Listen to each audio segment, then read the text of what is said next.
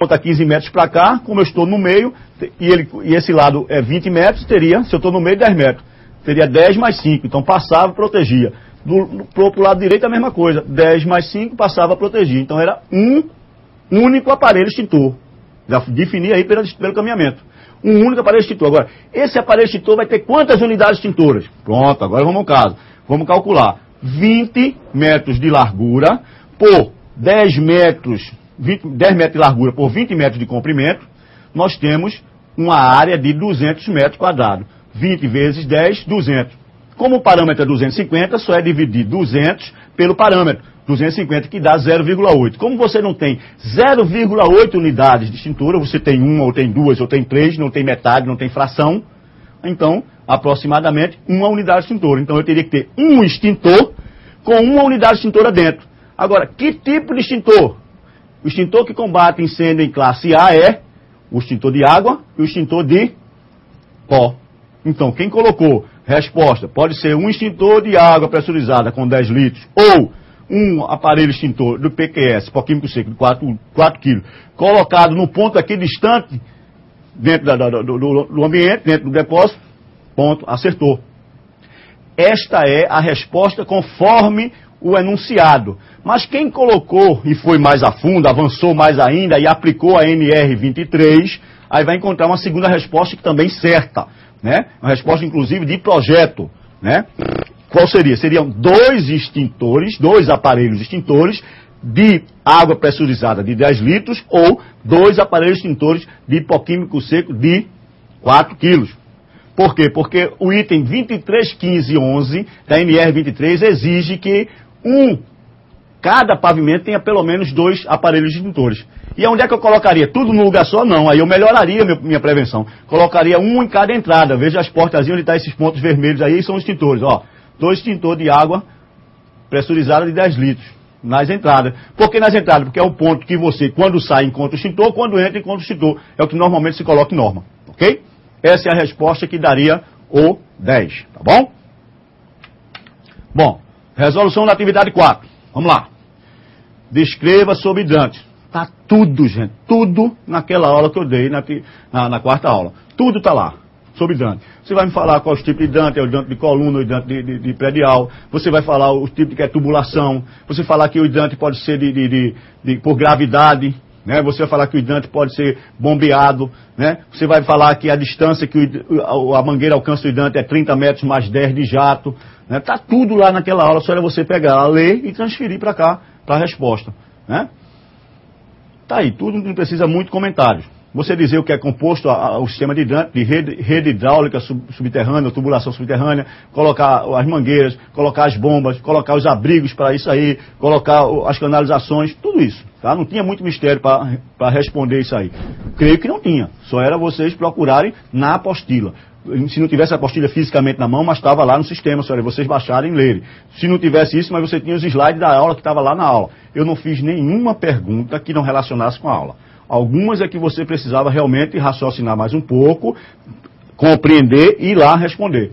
E as outras é só Ctrl+C, Ctrl+V mesmo. Eu sabia disso. Mas estava dando um processo em cima de vocês que vocês pudessem compreender. Não é só Ctrl+C, Ctrl+V. É ler pelo menos. É tanto que vai ter uma atividade que foi só leitura. Eu fiz com que vocês só procurassem as normas. As normas, lessem as normas. Tinha que ler as normas. Tá? Então vamos em frente. Segunda parte da atividade 4. Ao chegar ao shopping center, isso foi outra que fez que você raciocinar, era comparar temperaturas dos bulbos dos sprinklers. No shopping center, uma loja queima, entra em chama.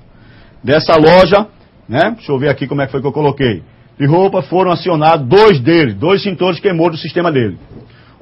Quando terminou esse incêndio, você notou que o restante todinho, só daqueles 2, o restante todinho estava na cor azul ou preta. E os que rompeu, você não sabia porque estava rompido, concorda? Mas como é que a gente ia saber? Mas a loja de lado, igualzinha, vendendo os mesmos produtos na loja que queimou, claro que se vende os mesmos produtos no mesmo estabelecimento, na mesma área, etc., tem que ter a mesma exigência de norma. Estava corretinha como as normas. Todos os bicos dos bulbos era cor verde. Era o correto de norma. Apenas 2, que estavam mais próximos da parede, que dividia a loja em chama, era na cor laranja. Ok? Então, qual era a cor de norma exigível? Cor verde. Certo? Então, aquele na loja que queimou os dois era na cor verde, naturalmente, que estava certo por norma.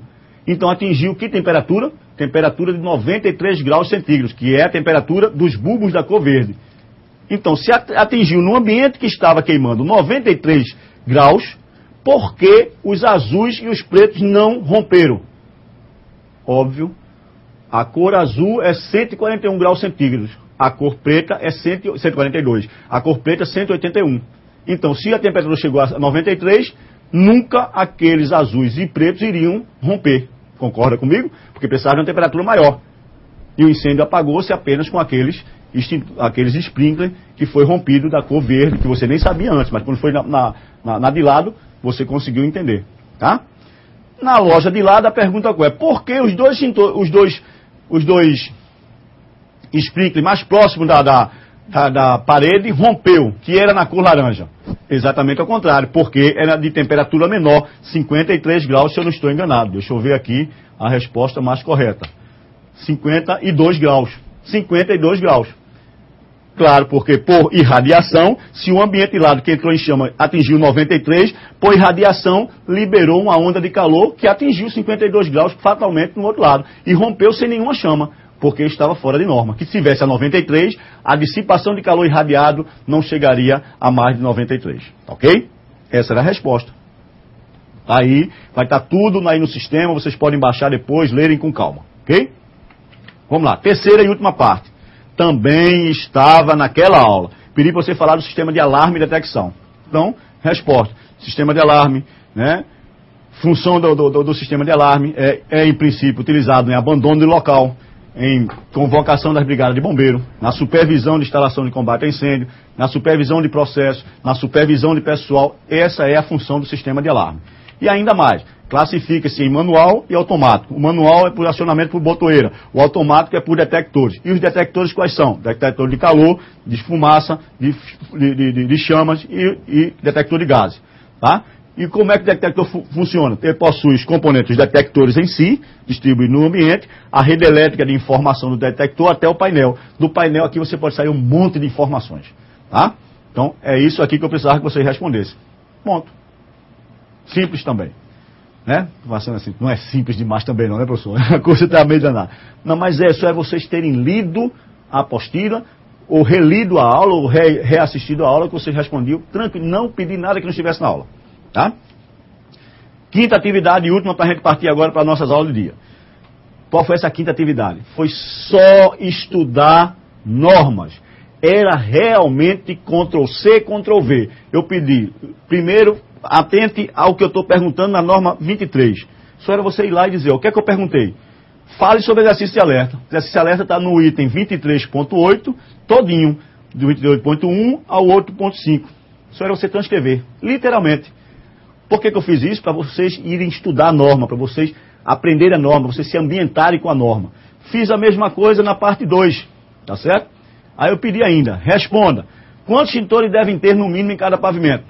Está lá no item 23.15.11, 15.1.1, né? Que são 2 extintores por pavimento, certo? Ainda falei um casozinho, ó, uma área pintada embaixo do extintor, tá certo?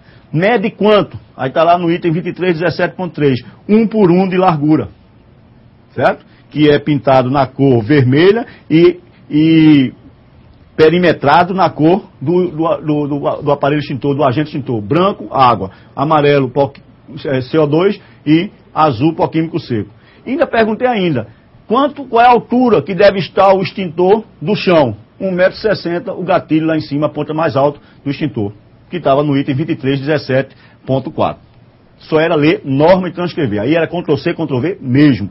Mas era para forçar vocês a lerem a NR, tá? Que estava no aba lá, tá? Todo mundo podia baixar.